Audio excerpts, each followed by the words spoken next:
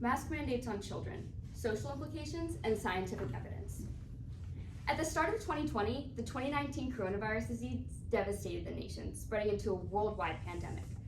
Due to the lockdown implemented as a response to this disease, roughly 200,000 United States establishments were forced to close their doors, as stated by the Washington Post.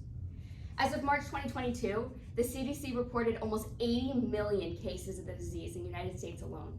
To combat this, the rising numbers, government officials required mask mandates and have become very controversial as the years passed, especially for children. As an increasing amount of scientific studies arise, some people question the effectiveness of these mandates. Some schools and public spaces still require children over the age of 2 to wear a face covering. Among the number of COVID-19 cases, the American Academy of Pediatrics found that only 19% were children. They also found an even lower statistic, 0 to 0.01% of child COVID-19 cases resulted in death. When looking at these statistics, one may question, should mask mandates continue to be implemented on children between the ages of 2 to 12? This topic is essential to discuss and understand so that influencers and government officials will not spread misinformation. Today, I will be arguing that children should not be compelled by law to wear face masks due to the available evidence. To fully comprehend the risk-reward of masking children, one must consider the scientific evidence. The Georgia Department of Health released statistics saying that child deaths accounted for 0.072% of all COVID-19 deaths in the state, while child flu deaths accounted for 1.1% of all flu deaths. This suggests that children are more likely to die from influenza than COVID-19, making it a less threatening virus for the younger demographic. The Pediatrics Infectious Disease Journal published a study finding children who contracted COVID-19 are more likely to experience mild symptoms, if any at all, which in turn makes them less contagious to others. This evidence means children wearing face masks will have a lesser effect on others contracting COVID-19. In support of this, a study by the Journal of Nature Communications found the way children react to COVID-19 significantly differs from adults. Some children reported experiencing mild COVID-19 symptoms and antibodies specific to SARS-CoV-2 without ever testing positive for the disease. Children are less likely to produce a positive COVID-19 test result because their immune systems are more equipped to attack the virus before it becomes widespread. If a virus is not widespread, it may not have the needed amount of antibodies to produce a positive test result. Another study published by the International Journal of Public Health found additional implications of mask wearing. They found that wearing a mask for over a few minutes can cause health concerns. They found that release of inflammatory chemicals due to wearing a mask results in increased blood pressure and heart rate, which could predispose individuals to cardiovascular disease. Scientists also discovered that face coverings used during the pandemic decreased oxygen levels while increasing carbon dioxide levels.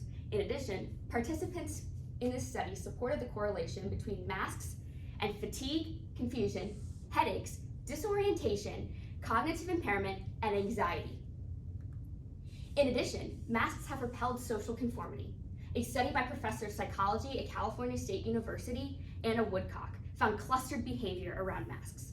If an individual was in a group with mask wearers, they were more likely to wear it themselves, as opposed to if an individual was in a group with non-mask wearers, they were more likely not to wear a face covering.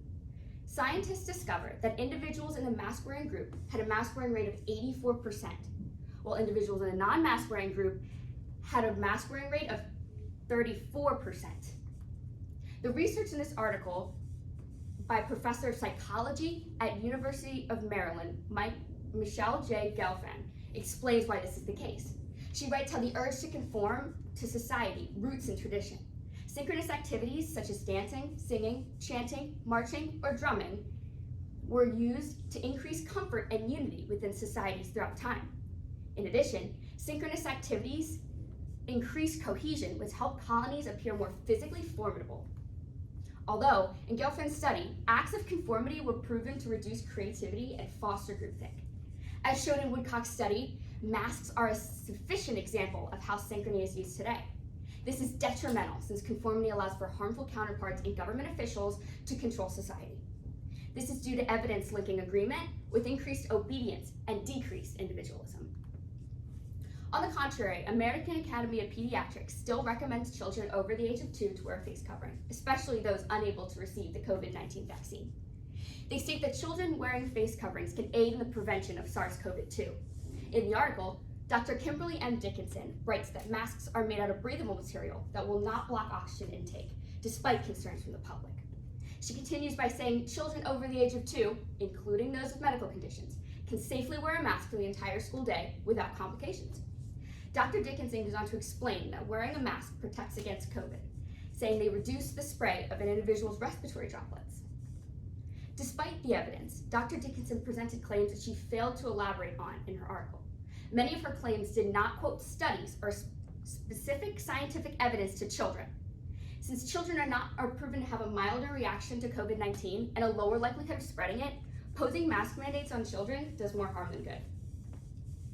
Hence, given the available evidence, it is socially, ethically, and scientifically unjust to force mask mandates on children.